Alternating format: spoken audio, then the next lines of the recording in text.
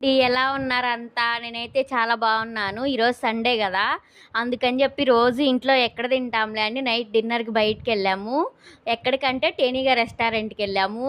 ఈ మధ్య రావటం అయితే తగ్గిచ్చేసాం గానీ, ఒక 2, 3 ఇయర్స్ బ్యాక్ అయితే ఫ్రీక్వెంట్‌గా వచ్చేసేవాళ్ళము. ఏ ఈవెంట్ అయినా ఇక్కడే సెలబ్రేట్ జేసుకునేవాళ్ళము. మళ్ళీ అవన్నీ గుర్తొచ్చాయండి. చాలా బావుండింది అవన్నీ గుర్తు జేసుకోవటం.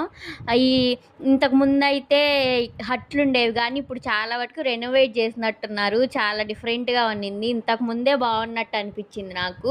సరేలే ఎలాగో వచ్చేసాం గదా అని జెప్పి అక్కడ కూర్చొని లేకపోతే స్టార్టర్సా అని చెప్పి చాలా సేపు థింక్ చేసి మెనూ కార్డ్ మొత్తం అటు ఇటు తిప్పి చూసాం.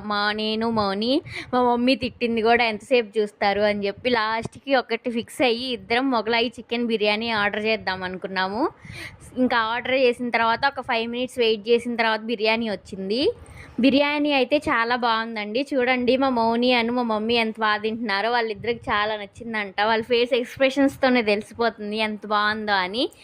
మేము బిర్యానీ అంటే డ్రైగా వచ్చిద్ది అనుకున్నాం కానీ ఇది చాలా బాగా వచ్చింది. కర్రీ వేరుగా, బిర్యానీ వేరుగా వచ్చింది. చాలా బాగుండింది. మొగలాయి చికెన్ కర్రీ అయితే చాలా టేస్టీగా ఉంది.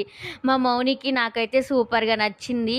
ఇంకేం ట్రై చేయాలని కూడా అనిపించలేదు. దాంతోనే మొత్తం తినేసామన్నమాట. అంత బాగుంది. మీలో ఎంతమంది ఆ రెస్టారెంట్ విజిట్ చేశారో కామెంట్ చేయండి. అలాగే మా ఛానల్ని లైక్ చేసి, షేర్ చేసి, సబ్స్క్రైబ్ చేయండి. కర్రీ అయితే చాలా బాగుందండి. అలాగే రైస్ క్వాంటిటీ కూడా చాలా ఎక్కువ ఇచ్చారు. మేము ముగ్గురం తినంగా కూడా చాలా మిగిలిపోయింది. ఓకే బాయ్ అండి. ఇంతకీ ఇది ఎక్కడ అనుకుంటున్నారా? గుంటూరు పీపుల్కి అయితే చాలా మందికి తెలిసే అవకాశం ఉంది.